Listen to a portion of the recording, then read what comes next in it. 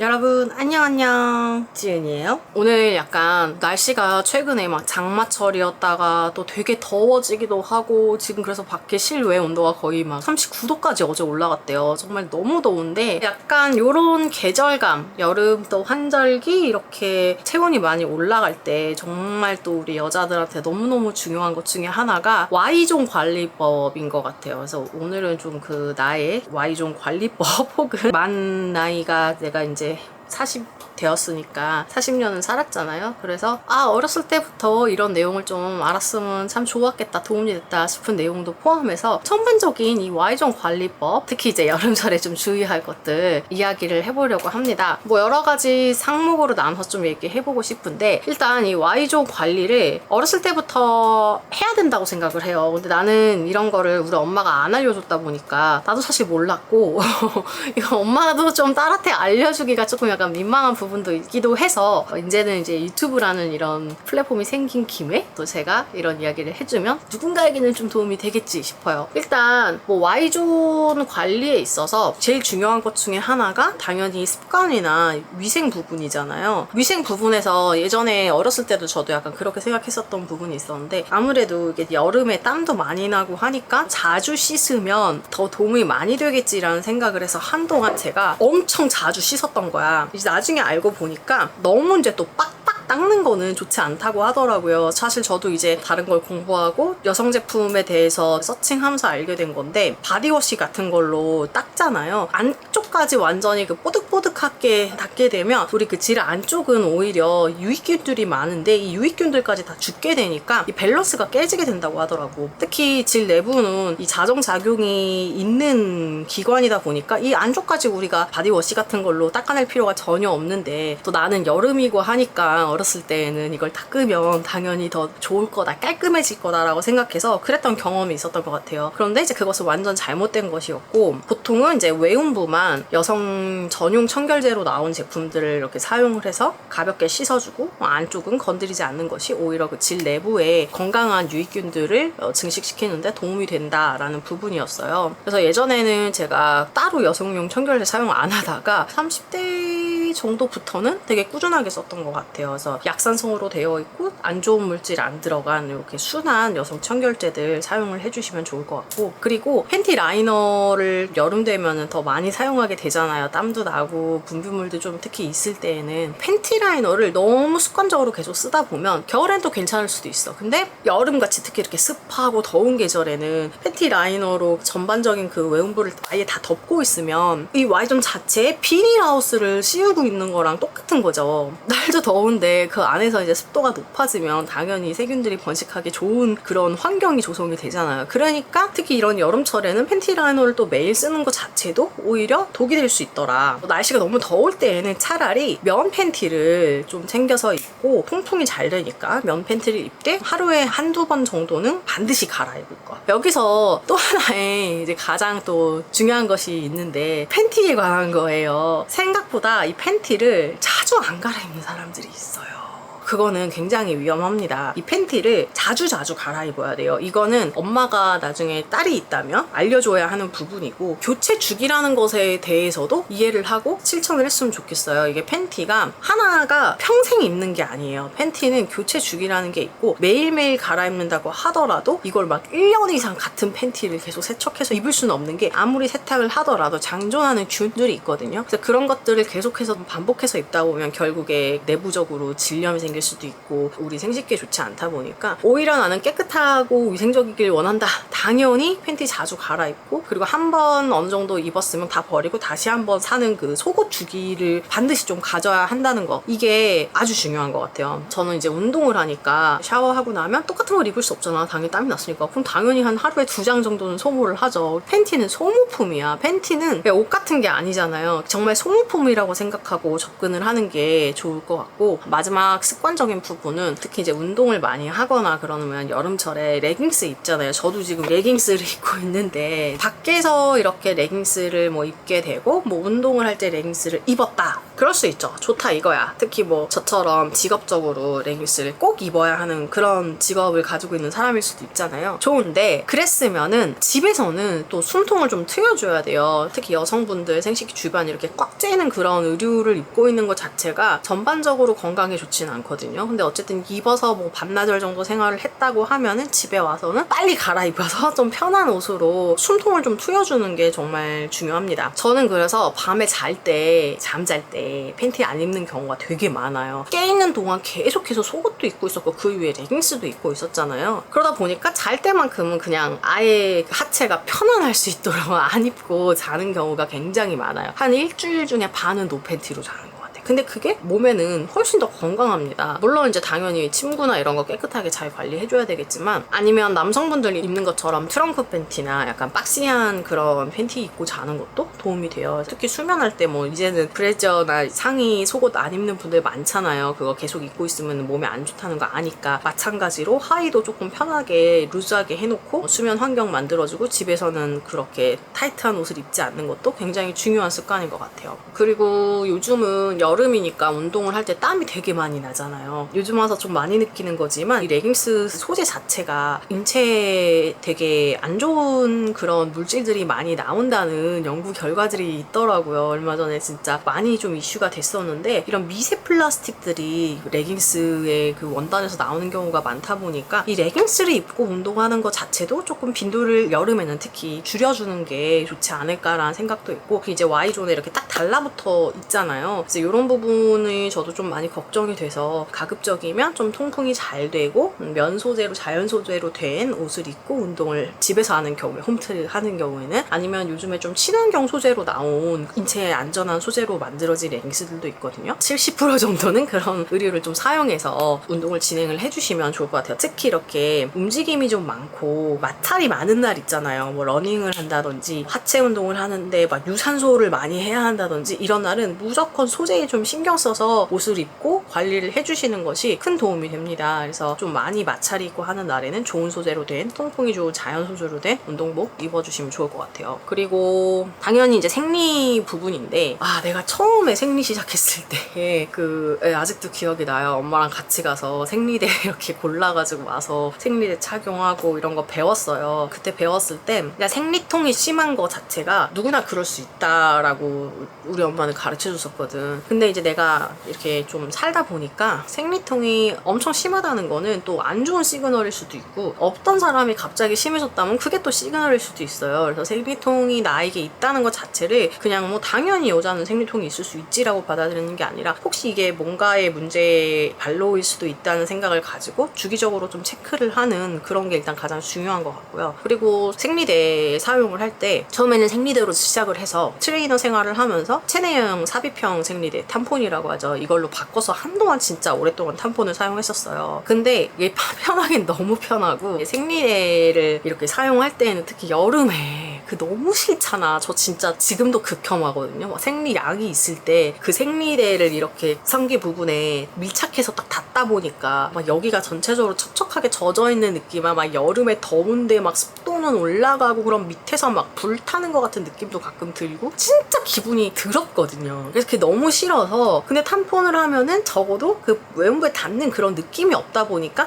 쾌적하잖아요. 그래서 제가 되게 탐폰을 많이 썼던 것 같아요. 그런데 이제 돌이켜서 생각을 해보면 그것도 사실은 그렇게 추천할 만한 방법이 아니었던 게, 이게 탐폰을 아무래도 쓰다 보면은 독성 쇼크라는 게 있잖아요. 체내에 넣은 상태에서 무조건 최소 4시간에서 아무리 길어도 6시간 내에는 계속해서 이거를 바꿔줘야 되거든요. 그러다 보니까 이거 되게 많이 챙겨가지고 다녀야 되는 것도 물론 일이고 편하긴 하지만, 어쨌든 그 혈액이 내부에서 바로바로 곧바로 안 갈아줄 때에는 거기 이렇게 약간 막혀 있잖아요. 이렇게 쭉쭉쭉쭉 흘러나가는 것이 아니라 이제 그러다 보니까 자주자주 화장실 가서 뭐 갈아주고 할 때는 크게 문제가 없었지만 이게 사람이 매번 그런 건 아니니까 하루 중에 일과 중에 문제가 생겨서 화장실을 자주 못 간다든지 생리기간 중에 이게 쌓여서 조금 몸에 안 좋은 영향을 줄 수도 있겠구나라는 생각이 좀 들었어요. 그래서 요즘은 너무 편하니까 사용할 때는 사용하겠지만 평소에는 최대한 생리대 위주로 사용을 하되 내가 어디 물에 가야 된다든지 촬영을 해야 된다든지 좀 타이트한 옷을 입어야 되는데 생리대가 비치는 게 조금 신경 쓰인다든지 이런 특별한 상황에서만 좀 탐폰을 사용하게 되었고요. 이렇게 교체할 때 특히 공중 화장실에서 템포 뺐다가 다시 교체하고 이럴 때 손도 굉장히 깨끗이 씻고 이래야 되는데 이런 것들이 동반이 잘 안 되는 경우에는 오히려 이 문제로 인해서 뭔가 감염이 생긴다든지 염증이 생긴다든지 이럴 수도 있잖아요. 이런 탐폰을 사용할 때는 위생적으로 그리고 되게 병적으로 내가 4시간마다 6시간마다 최대한 넘지 않았는지 교체 주기를 꼬박꼬박 챙기면서 잊어버리기 쉽거든. 나 실제로 어떤 사람 이런 경우도 봤어. 이게 너무 오랫동안 안에 있었는데 까먹은 거야. 내가 안에 탐폰을 껴놨다는 거예요. 그래서 하루 이틀 동안 그 안에 껴놓은 거예요. 그래서 그 독성 쇼크가 와가지고 문제가 되는 경우 여러분들도 뉴스에서 많이 읽어보셨죠? 그게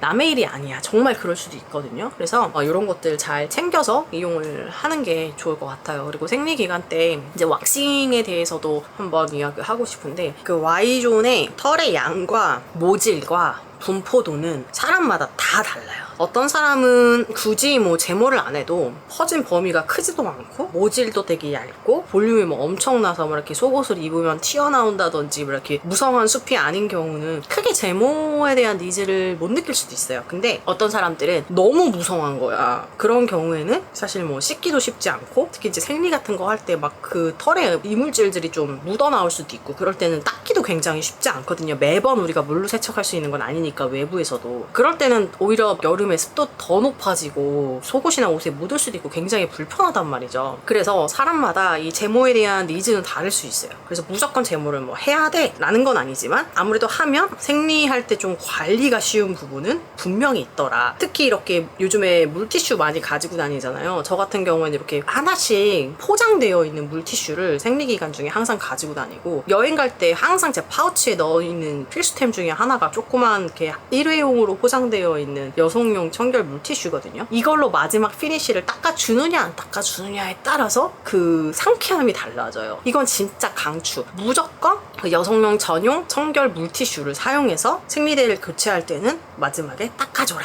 이게 진짜 꿀팁이고요. 근데 이제 왁싱이 되어 있는 상태, 제모되어 있는 상태에서 그렇게 딱 닦아주고 나면 진짜 상쾌해요. 정말 상쾌해서 그 생리 기간 중에 그 꿉꿉함이나 찝찝함이 좀 줄어들어요. 그래서 제모를 하고 싶다면 관리 측면에서 장점이 있는 것은 맞습니다. 하지만 이제 제모를 할 때도 중요한데 이렇게 칼로 면도하는 분들도 제가 봤어요. 근데 그건 진짜 안 좋은 게 면도를 하다 보면 그 부분에 이제 착색도 될 수가 있고 제가 예전에 왁싱하는 선생님들이 하는 이야기 들었는데 특히 그 부분에 살이 되게 연약하잖아요. 그래서 거기는 면도를 하면 진짜 안 좋다고 하더라고요. 그래서 면도를 계속 하신 분들은 상처도 나게 되고 그 내부에서 자라 나오면서 잉그로운 헤어가 안에서 생기게 되거든요. 이제 그런 것들이 관리가 안 되면서 전반적으로 상태가 되게 안 좋아진다고 하더라고요. 그래서 면도 제모는 절대 하지 말고요. 왁싱이나 레이저 제모로 넘어가야 합니다. 저 같은 경우는 이제 왁싱을 꽤나 오랫동안 했는데 왁싱은 문제가 주기면 사람마다 다르지만 저 같은 경우에 5주에 한 번씩 가야 되는데 상당히 귀찮고 비용도 많이 들잖아요. 그래서 저는 브라질리언 왁싱을 꽤나 오래 전부터 이제 했었으니까 통증이나 이런 거에 대해서는 이제 많이 좀 내성이 생겼고 그리고 모도 옛날에 비해서는 좀 이제 얇아져가지고 관리하기가 좀 더 수월해졌어요. 근데 이것도 바빠서 몇 개월 안 가고 그냥 길러버리면 또 다시 원래대로 돌아갑니다. 왁싱이라는 건 이렇게 꾸준히 하지 않으면 다시 다 자라서 다시 처음에 그 고통과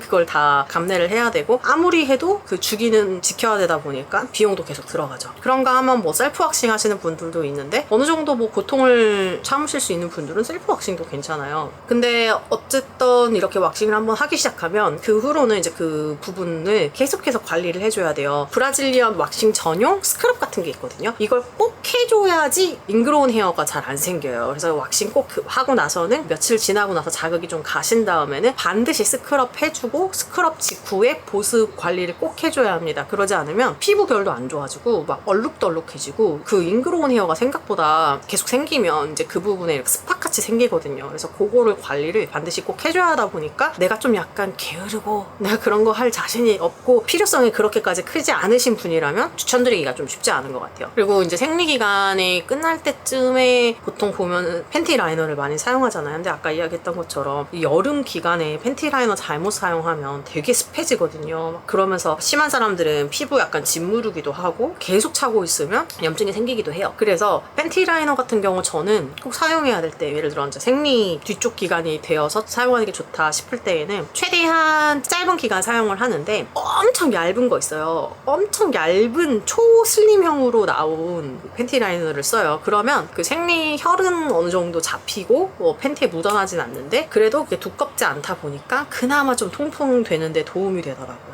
그런가 하면 이제 이 부분은 사실 제가 나이 들어서 나중에 나이가 들어가면서 점점 경험하고 또 느꼈던 부분들 중에 하나인데, 엄마가 보통 생리하는 거를 컨트롤하고 어떻게 관리하는지는 알려주는데 그 또 엄마랑 이야기하기가 좀 되게 민망한 부분 중에 하나가 뭐 산부인과를 간다든지 처음으로 성관계를 한 이후에 뭐 특별히 조심해야 될 게 있는지 이런 것들은 사실 우리나라 정서상 학교에서도 가르쳐 주질 않고, 그렇다고 해서 엄마랑 터놓고 이야기를 할 수기도 어렵잖아요. 요즘은 어떨지 모르겠어. 근데 우리 때는 그런 거를 엄마가 이야기하지 않았거든. 그러다 보니까 사실 이런 부분들은 그냥 내가 경험하면서 문제도 좀 생기고 아니면 그냥 문제가 있어도 모르고 그냥 넘어가거나 아니면 아 이야기하면 안 되는 건가 하면서 얼레벌레 하면서 나중에 한 나이가 많이 먹었을 때 그때서야 내가 이제 알게 되는 그런 부분인 것 같아요. 근데 사실 우리 삶의 질과 굉장히 밀접한 관련이 있는 신체 기관 중에 하나이고 또 이거의 건강을 잘 지키고 유지를 한다는 것도 나를 위해 되게 필요한 부분이잖아요. 그래서 이런 부분에 있어서도 좀 교육이 많이 필요하다. 그리고 우리가 나중에 나의 뭐 딸이 있거나 아니면 뭐 어린 친구들한테 꺼내서 잘 이야기할 수 있는 그런 주제가 좀 돼야 된다고 생각을 해요. 일단 외국은 첫 성관계 그 나이가 굉장히 어리다고 하고 우리나라는 그래도 나이가 좀 높은 편이었어요. 요즘은 점점 더 어려진다고 하죠. 정말 많이 어려졌다고 하는데 일단 여성의 경우 내가 첫 성관계를 시작해서 어쨌든 우리가 성생활이라는 것을 고정된 파트너와 시작을 했다라고 한다면 제일 먼저 해야 할 것은 저는 뭐 산부인과를 가서 그때부터는 정기검진을 받는 것이 가장 중요하다고 생각을 해요. 물론 더 좋은 것은 내가 성관계를 갖기 전에 미래의 나의 이제 파트너가 될 사람과 함께 같이 병원에 가서 좀 체크업을 먼저 한다면 그게 가장 베스트긴 하겠죠. 근데 이제 좀 사실 이게 쉽지 않은 부분이 우리나라 정서상 아직은 이제 우리 둘이 이제 뜨밤을 보낼 예정이야. 이제 남자친구가 생겨서. 근데 이제 뜨밤을 보낼 예정인데 그 남자한테 자 그러면 우리 이제 곧 뜨밤이 있을 예정이니까 같이 산부인과에 가가지고 혹은 뭐 병원에 가서 같이 검사를 좀 먼저 해보자 라고 선뜻 이야기하기가 아직은 쉽지 않잖아요. 근데 원래대로라면 사실 그거를 하기는 해야 돼요. 그래야지 나의 안전을 지킬 수가 있거든요. 제일 중요한 거잖아. 내 몸의 그 안전을 지킨다는 것이. 우리가 교육받고 알고 있는 것 중에 지식 중에 하나가 임신을 할 수 있다. 사실 이게 제일 여성분들, 여자들한테는 가장 only one 문제, 조심해야 할 부분. 그래서 보통 여성분들이 많이 선택하는 게 그럼 배임약을 먹어야 되겠구나. 보통 이렇게 관리를 하잖아요. 근데 임신을 할 수 있다는 것은 뭐지 내가 원하지 않은 상황이라면 임신을 할 수 있다는 것은 사실 그 성관계로 인해서 파생될 수 있는 그냥 한 가지의 그런 결과일 뿐이지 그거 말고도 정말 다양한 위험 사항이 저는 많다는 것을 이 인생을 경험하면서 많이 보고 듣고 느꼈거든요. 그래서 특히 여자들한테는 정말 중요하다. 나의 그 파트너가 될 사람의 상태가. 근데 이거는 그러면 뭐 콘돔을 착용하면 되지 않을까요? 라고 생각할 수도 있지만 현실적으로 제가 이렇게 많은 여성분들을 봤을 때 피임약만 먹으면 괜찮다고 생각해서 남성이 콘돔을 착용을 안 하는 경우도 정말 많더라고요. 근데 그건 정말 말도 안 되는 거거든. 콘돔을 착용하는 것은 1차적으로 그래도 기본적인 성병을 막기 위해서 정말 1차적인 방어선으로 착용하는 부분도 있다 보니까 여성이 그 피임약을 먹던 말던과는 전혀 상관없이 당연히 방어를 위해서 착용을 해줘야 되는 것이 이제 매너인 거고, 그럼에도 불구하고 그럼 된 거 아니에요? 라고 생각을 할 수 있겠지만 그럼에도 불구하고 정말 많은 그 균들이 콘돔의 착용 유무와는 관계없이 전염이 됩니다. 그래서 이런 것들을 생각보다 저는 어렸을 때 전혀 일도 생각하지 않았었어요. 그냥 이게 잘못하면 임신이 될 수 있으니까 여자는 항상 조심하고 뭐 피임약을 먹던지 어떻게든 피임을 해야 되는구나 라는 생각만 가지고 있었어요. 근데 이게 피임 방법에 대해서도 뭐 어렸을 때 우리가 이제 대충은 알고 있지만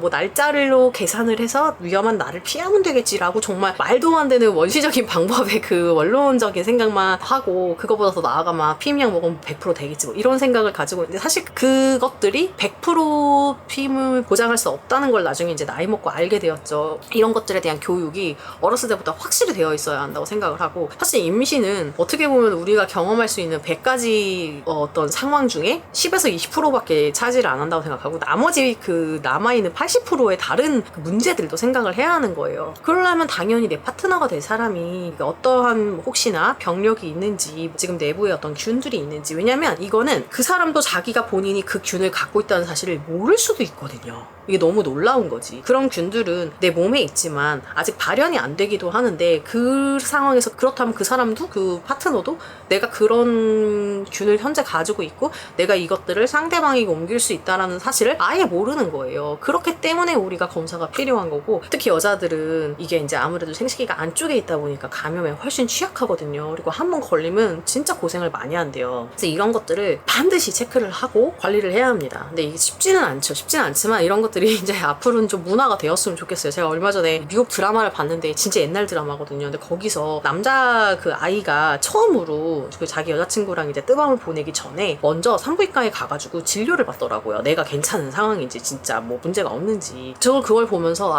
정말 문화가 다르구나. 약간 좀 저런 인식이라는 게 있다는 게 되게 다르구나라는 걸 좀 느꼈어요. 최근에 이제 되게 많은 왜 그런지 모르겠는데 뭐 매독부터 시작해서 정말 많은 성병들이 정말 말도 안 되게 많이 퍼져 있다. 환자로서 등록이 안 되고 모르는 상황까지 다 합치면 굉장히 많은 균들이 옆에 산재하고 있을 확률이 높다는 거죠. 그러다 보니까 이렇게 서로 정기 검진을 받는 문화가 당연히 좀 더 우선시 됐으면 좋겠고 정말 딸을 좀 보호하고 싶고 딸이 건강한 그 삶의 질을 가지고 이렇게 사는 것을 응원하고 싶다면 이런 것들을 가르쳤으면 좋겠어요. 이러이러한 남자친구랑 상황이 됐을 때 이런 것들을 요구를 먼저 해라. 먼저 확인해라. 안 그러면 너 인생 평생 너무너무 힘들 수도 있고 이러이러한 일들이 발생될 수 있다. 비단 임신만 문제가 아닌 거죠. 그래서 이런 것들을 좀 체크를 해야 하고 일단 성관계가 시작됐다고 하면 여성의 경우에는 되게 다양한 질병과 문제에 노출이 되어 있는 상황이기 때문에 산부인과는 무조건 가야 됩니다. 나는 어렸을 때 산부인과 안 갔어요. 당연히 산부인과는 약간 병이 생기거나 아니면 임신하면 가는 거라는 생각이 있었고 그리고 그 의자에 앉아가지고 다리를 이렇게 벌리고 남의 앞에서 그러고 있다는 것 자체가 그냥 뭔가 심리적으로 방어선이 굉장히 컸거든요. 그래서 물론 지금도 편하진 않지. 가고 싶어 하는 병원은 될 수는 없지만 그래도 지금은 이제 필요성을 알아. 자주 가야 돼요. 자주 가야 되고 적어도 뭐 한 2개월에 한 번 정도는 가서 정기 검진을 받아야 합니다. 어렸을 때는 이게 쉽지 않아요. 특히 이제 미혼 여성이 산부인과에 가가지고 혼자 가서 이렇게 앉아있으면 뭔가 내가 좀 이상하고 내가 지금 좀 약간 있으면 안 되는 곳에 와 있는 것 같고 검진 받을 때도 상당히 불편하고 이러거든요. 근데 산부인과 의사 선생님들은 성별을 떠나서 본인 직업이 그거다 보니까 크게 신경 쓰지 않으니 오히려 나를 지키기 위해서는 산부인과가 좀 친해져야 된다고 생각을 해요. 요즘에 막 웰니스라고 해서 나를 사랑하는 그런 것들의 가치가 굉장히 높아지고 있잖아요. 그럴 때 여자들이 가장 신경 써야 하는 부분은 사실 저는 산부인과라고 생각을 해요. 자주 가야 합니다. 그리고 이제 또 중요한 것 중에 하나가 만약에 성관계를 하게 되잖아요. 그러고 나면 여성분들은 반드시 화장실에 가야 합니다. 그래서 소변을 최대한 빨리 바로 해줘야 균에 감염될 확률이 적어져요. 그걸 잘 안 하시는 분들은 방광염에 걸릴 수 있는데 되게 다양한 원인으로 인해서 생길 수 있지만 그 중에 하나의 원인이 그 성관계 후에 이렇게 바로 소변을 배출하지 않고 갖고 있어서 그로 인해서 요로에 감염이 돼서 생기는 경우도 있거든요. 그래서 무조건 15분 안에는 소변을 처리하는 것으로. 그럼 방광염은 뭐 성관계로만 생기나요? 라고 생각할 수 있겠지만 제가 살다 보니까 방광염은 다양한 기전으로 오더라고요. 특히 피곤해지면 생길 수 있어요. 내가 스트레스를 받은 상황에서 잠을 못 자고 야근도 하고 그러잖아요. 그럼 방광염 생길 수 있어요. 질염도 외부로부터 오는 균 때문에 생기는 경우도 물론 있을 수 있지만 내 면역력이 떨어지거나 너무 무리한 상황에서 밸런스가 깨지면서 질염이 생길 수 있어요. 물론 내가 환경 관리를 잘 못해서 질염을 일으키는 균들이 발생할 수 있게끔 무언가 관리를 잘못해서일 수도 있지만 그냥 그런 것들이 아니라 감기 걸리는 것처럼 그런 식으로도 질염이 걸릴 수 있거든요. 그래서 내가 뭐 질염이 있다고 해서 방광염이 생겼다고 해서 내가 뭔가 문제가 있나? 라고 생각할 필요가 없고, 이런 것들 자체가 여성으로서는 내 몸에 지금 현재 불편함이 있어, 너가 지금 무리하고 있어 라는 하나의 시그널이라고 조금 받아들이면서 관리를 해주시는 게 정말 중요한 것 같아요. 질염과 방광염은 한 번 생기기 시작하면 이게 계속 생길 수 있거든요. 예방할 수 있는 부분에서는 질염은 환경적인 부분, 방광염 같은 경우에는 뭐 성관계 후에 요로 감염되는 것들 좀 관리해 주시는 게 정말 중요할 것 같습니다. 이런 것들이 생기면 질이 떨어져, 삶의 질이 자잘하게 우리를 괴롭히거든요. 약도 먹어야 돼, 심해지면. 그리고 저는 한 30대 초반에 어느 날 화장실에 갔는데 생리기간이 아닌데 이렇게 닦아냈는데 휴지에 피가 묻어 나오더라고. 우리가 흔히 말하는 부정출혈이죠. 근데 이제 그때 저는 이게 뭐지? 잠깐만, 생리기간이 아닌데 왜 피가 나오지? 라고 생각하고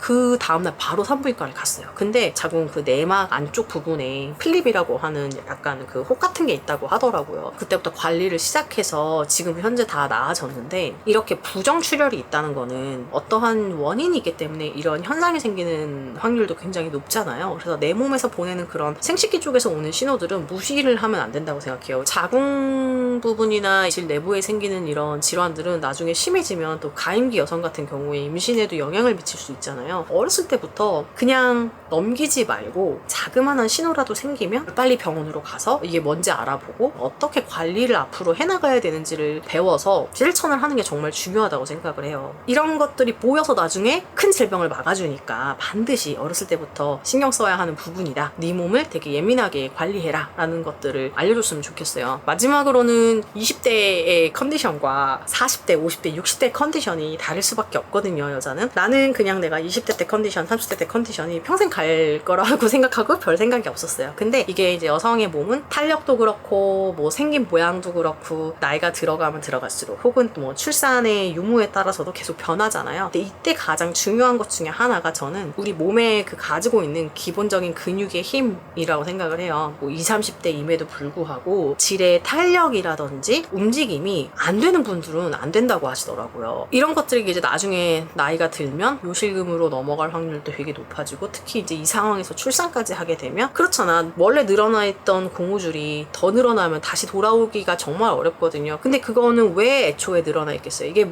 문제가 있어서 늘어난 게 아니라 사용을 안 해서 그런 거거든요. 내가 운동을 하는 사람이라서 더 이렇게 생각하는 것도 있겠지만 근육은 사용을 안 하다 보면 늘어지거나 짧아져서 굳어지거나 둘 중에 하나거든요. Y존 주변부에 있는 근육들은 사용을 하지 않으면 그냥 이렇게 늘어질 확률이 굉장히 높아요. 그래서 우리가 뭐 흔히 말해서 케겔 운동이라고 하는데, 케겔 운동을 꼭 케겔 운동으로서 한다기보다는 그냥 우리가 호흡 운동할 때 골반 저근을 사용하거든요. 그래서 이런 골반 저근 훈련은 나중에 나이가 들어서 요실금이나 출산 후에 우리 몸이 돌아오게 만드는데 굉장히 도움을 많이 줘요. 그래서 이거는 어렸을 때부터 만들어 놓고 길러야만 나중에 꽃을 피울 수 있는 그런 근육이고 우리 몸의 기능이거든요. 우리는 어렸을 때 보통 앉아서 공부를 하잖아요. 그러니까 이런 것들이 중요성 자체를 인식을 못하는데 이걸 나중에 50대에서 60대에서 가서 시작하려고 하면 되겠냐고, 잘 안 된단 말이에요. 그러니까 딸이 있으면 20대부터 너의 골반 저근을 훈련하는 방법을 느낄 수 있게 해주고, 이걸 컨트롤하면 나중에 너는 요실금이 오거나 이런 확률도 줄어들 거고, 출산 후에 몸이 돌아오는데도 훨씬 편할 거고, 여성으로서의 삶의 질도 훨씬 더 상승하고 성감도 더 좋아지고 코어 안정화에도 훨씬 좋아지고, 코어를 받쳐주는 근육들이잖아요, 결국에 이 골반 주변부 근육들. 이런 것들을 모두 다 도와주는 것이기 때문에 어렸을 때부터 신경 써서 잘 관리해라 라는 것을 누군가가 알려줬으면 더 좋았을 것 같다. 그래서 저는 너무 다행이라고 생각해요. 나는 그래도 20대에 운동을 시작했잖아요. 그래서 그때부터라도 운동을 좀 하면서 몸을 쓰는 거를 좀 익히고 아랫배의 사용감이나 골반의 움직임이나 이런 거에 관심을 좀 갖기 시작하니까 남들에 비해서는 신경을 쓰고 살고 있다고 생각하지만 그럼에도 불구하고 아쉬운 부분이 좀 있는 것 같아요. 그래서 이런 것들의 중요성, 뭐 Y존 관리라고 해서 무조건 외부적인 부분에서 제품을 뭘 쓰고 이런 것도 정말 너무 중요하지만, 사실은 그 내부적인 부분에서도